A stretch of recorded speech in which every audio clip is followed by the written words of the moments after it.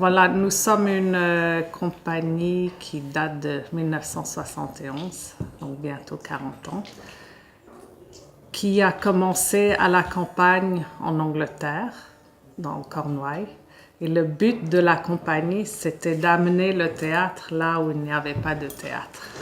Donc, dans les campagnes, les villages, tout ça.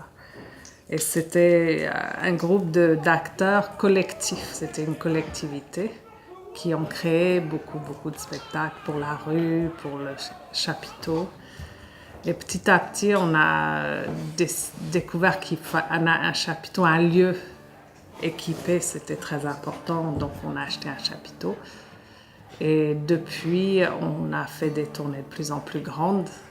Et il y a eu à un moment donné un désir d'emmener les familles avec nous. Donc là, à ce moment-là, les gens ont acheté des camions, des caravanes, et on est parti en tournée avec le chapiteau, camions et caravanes, comme un cirque, sauf que c'est un théâtre. On était tous les mêmes acteurs pendant 25 ans, 20 ans, je vais dire. Et à un moment donné, les gens ont commencé à partir du groupe Origine.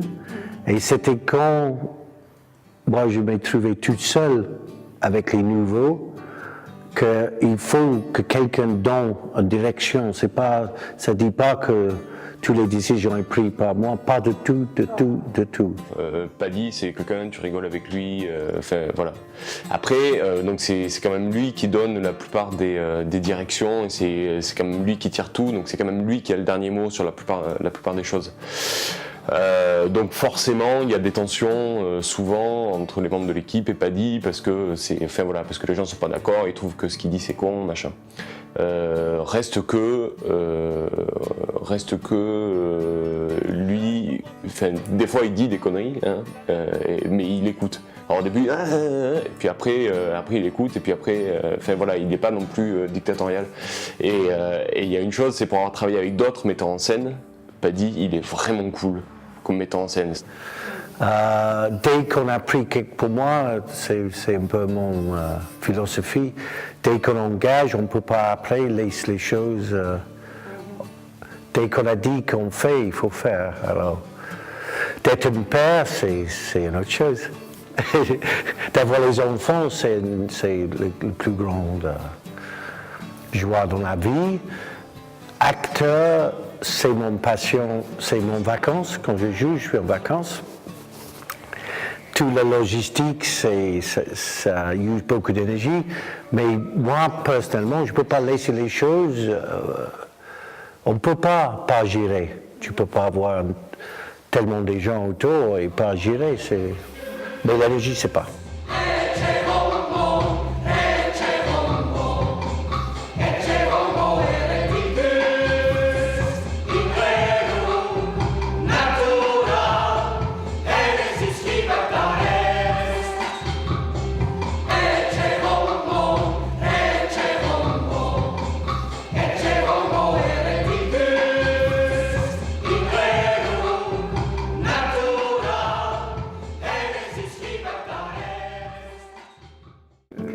Il y a 30 ans, les gens avaient des enfants jeunes et donc nous avons pris 2 professeurs pour partir avec nous et un camion aménagé pour faire une école. Et donc l'école suivait les tournées et les enfants allaient à l'école dans les camions. Et les enfants étaient très contents de cette existence. Mně se líbilo, jak Paddy hrál osla. Pour moi, nos enfants étaient toujours à côté de nous, même si le travail a dit que souvent ils étaient obligés d'amuser eux-mêmes, mais ils sont toujours trouvés. Mais la vie de théâtre d'acteur qui va au théâtre le matin et il retourne après les répètes, après il va jouer, il ne voit jamais ses enfants. Sauf que le théâtre absorbe les enfants, voilà. Že tam jeden pán dal jedné paní takovou kytku a ona si k ní čichla a usnula. A potom, koho prvního uviděla a uviděla toho osla, tak se do něho zamilovala. moi je pense que c'est beaucoup plus amusant. Je pense que c'est beaucoup plus amusant d'être un enfant dans ce contexte-là qu'en ville, quoi. Mais bon, après, il n'y a pas de règle, hein. Peut-être que non. Il y a des gens qui s'amusent beaucoup plus en ville que... Je sais pas, je peux pas répondre, mais... Enfin, moi, en tout cas, moi, enfant, j'aurais préféré ça. Ještě tam byly 3 klauny a ten jeden si udělal balonky, jako že to měl nafukovací prsa. Lui, il a arrêté le théâtre parce qu'il n'était jamais avec nous. Parce que son boulot était à 40 km de la maison. Alors peut-être ça a fait un effet sur moi plus tard de jamais avoir envie d'être confronté par cette décision. Soit j'arrête de faire le théâtre parce que je ne suis pas avec mes enfants, alors les enfants sont là.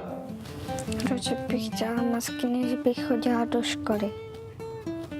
J'ai élevé 4 enfants sur les tournées et je crois que pour eux c'était une très bonne éducation. Le moment plus difficile c'était à l'adolescence quand ils ont eu 15 ans et ils voulaient être dans un groupe plus grand d'adolescents et ils ont voulu partir. Mais sinon physiquement c'était dur. Juste le quotidien parfois très dur pour laver le linge, pour faire à manger, tout ça bien sûr c'est moins confortable qu'une maison, mais je regrette pas du tout.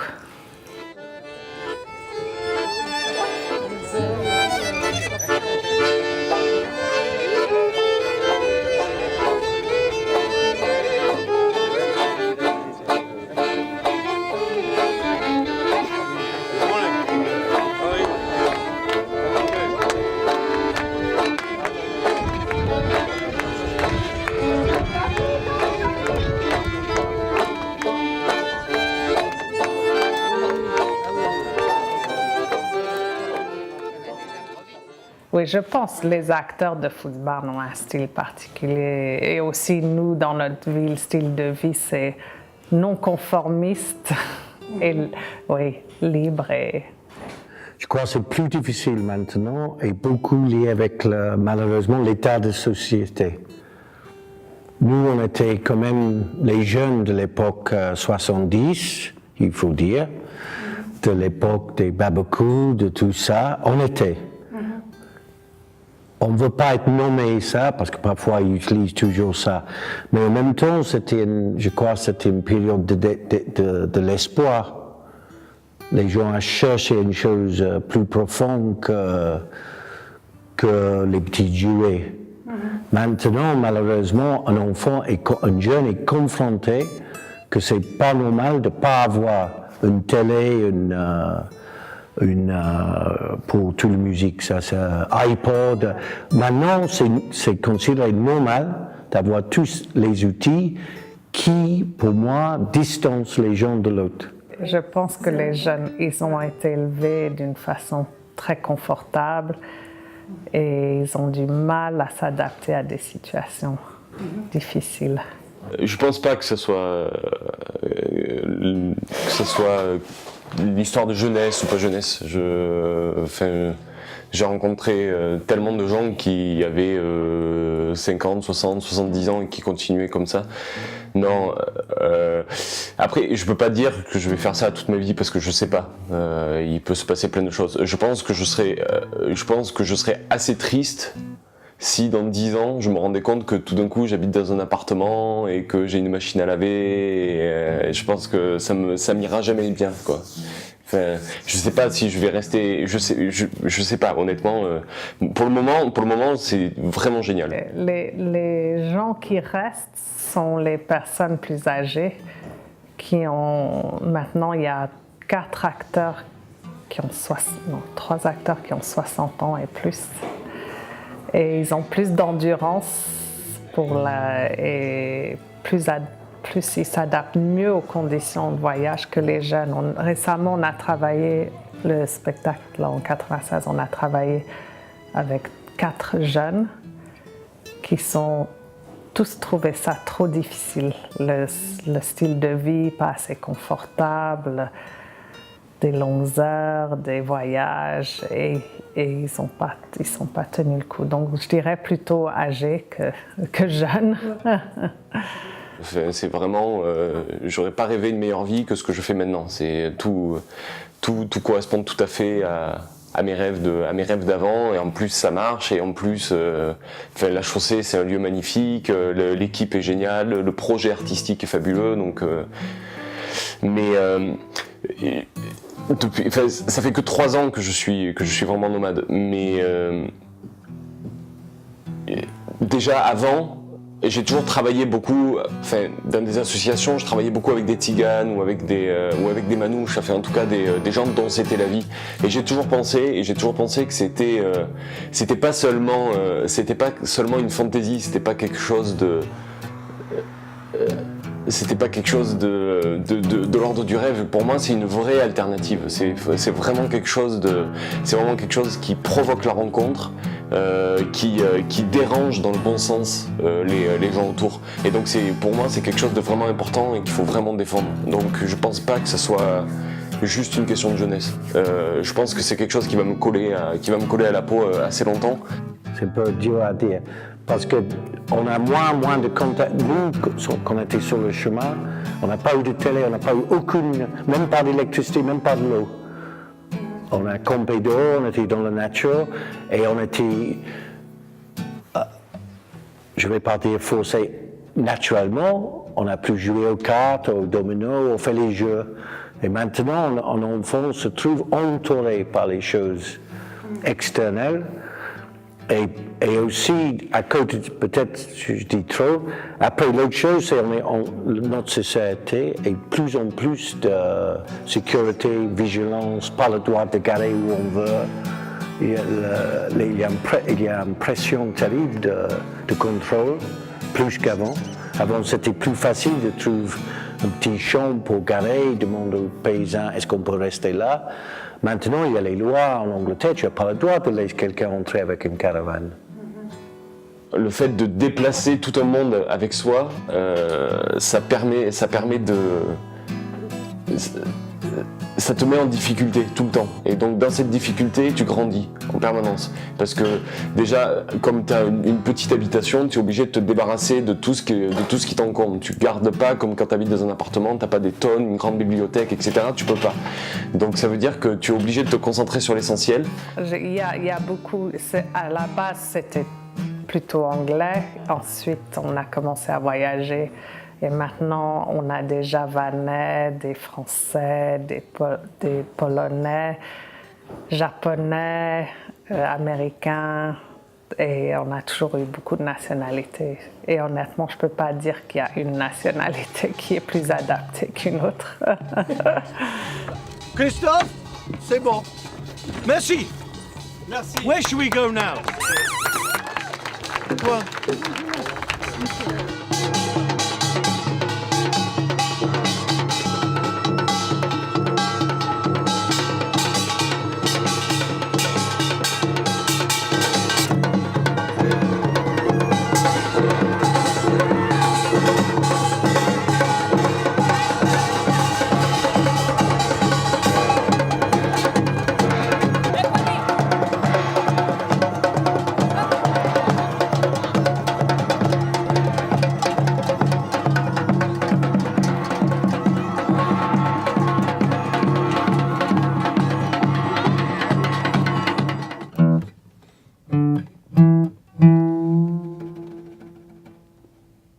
Non, mais le problème, on a eu tellement des expériences, je trouve très difficile de... Il y a une journée difficile. Se lever pour descendre, démonter le chapiteau, préparer les caravanes, être prêt pour partir, pour aller dans un autre lieu vite. Alors, en même temps, les enfants, ils vont à l'école à 10h, mais donc c'est pas très tôt. Ça, c'était facile. Et il y avait énormément de travail physique, chargement. Ensuite, on charge aussi nos camions personnels, caravanes, et on part et on tombe en panne près de la route et il pleut dehors. Et les enfants sont fatigués, Paddy est stressé, et voilà, ça c'est une journée difficile. Ah là là. Les journées où c'est dur, généralement, c'est les journées où c'est tendu entre nous. Et ça arrive surtout en tournée, parce qu'en tournée, on n'a pas de week-end, on n'a pas de jour de repos. Donc voilà, il y a souvent ça. C'est un peu dur.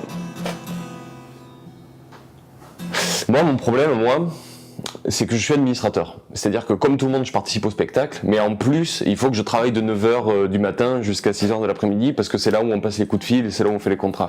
Donc ça veut dire que généralement, mes journées, elles commencent à 9h et elles terminent à 1h du matin, en tournée. Donc quand la tournée est longue, il y a quand même un moment où où j'en ai marre, quoi, où j'ai vraiment envie de me casser et je peux pas partir. Mais quoi qu'il se passe, même dans les grands moments de fatigue, le spectacle c'est toujours ce qui sauve ce qui justifie tout, quoi. C'est-à-dire quand il y a le public qui entre, que je les entends à l'extérieur du chapiteau, qui réagissent, que je passe dans les coulisses, que je vois les comédiens qui courent, même si je suis fatigué, même si j'en ai marre, même si je déteste tout, ça va. Je suis heureux d'être là, quoi.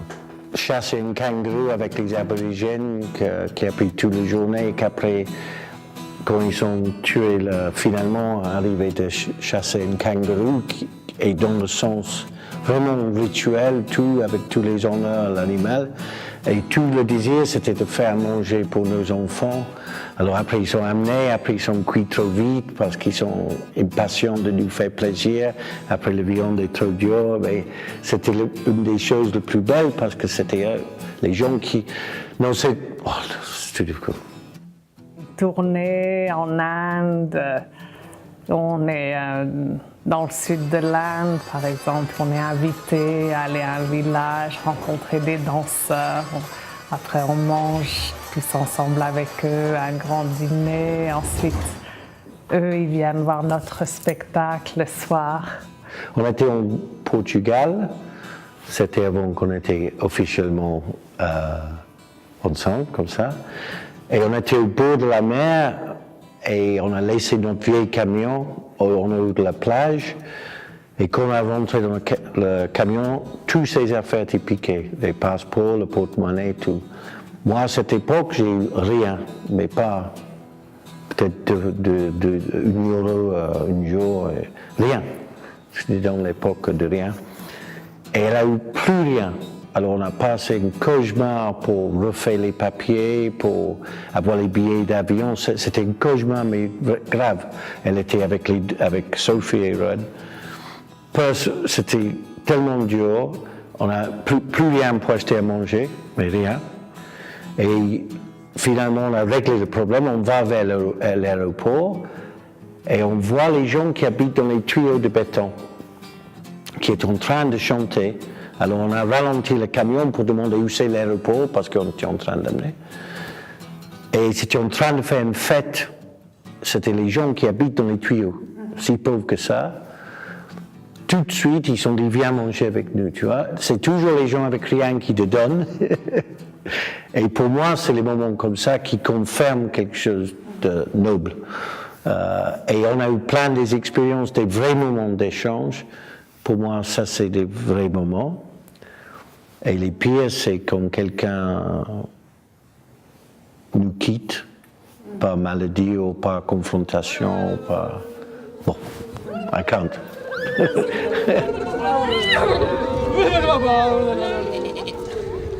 la bouche! Levez la bouche! Levez la bouche!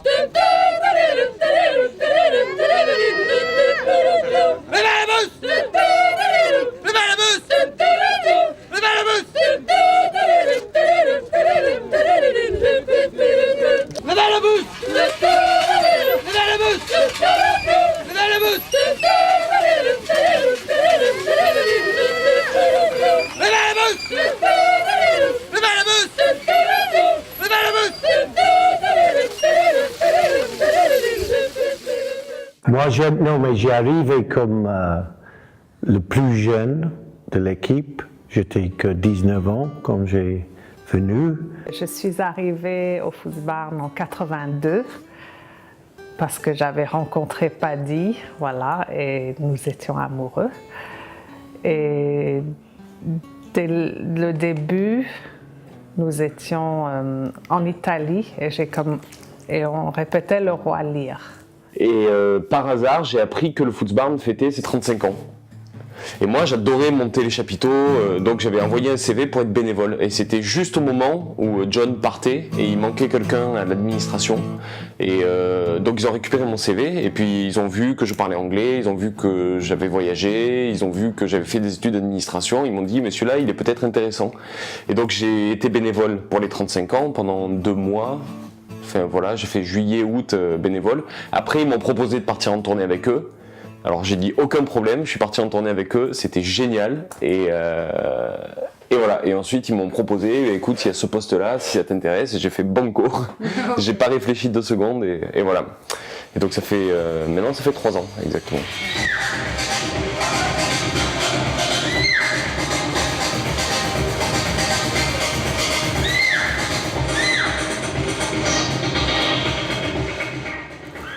Dans mes enfants, presque tous ils font un métier qui est lié au théâtre, surtout à la création.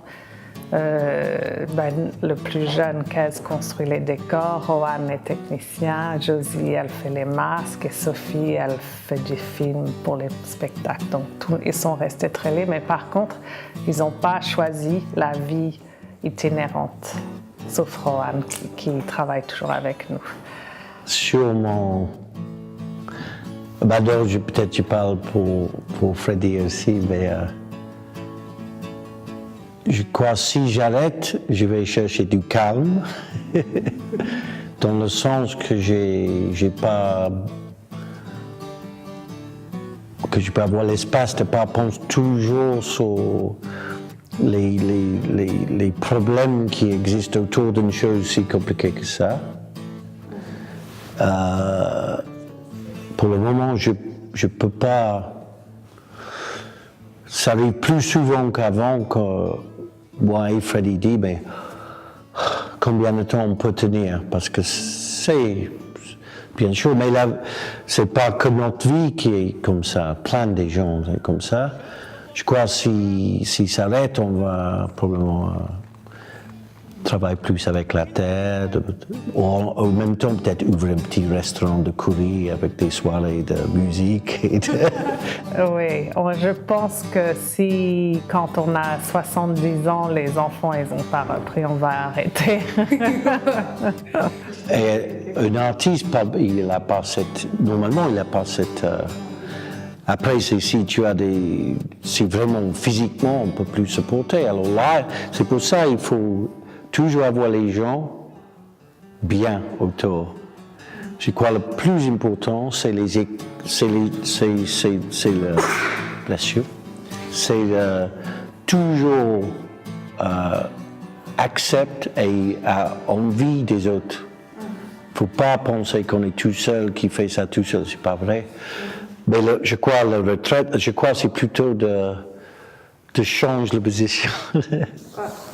Mais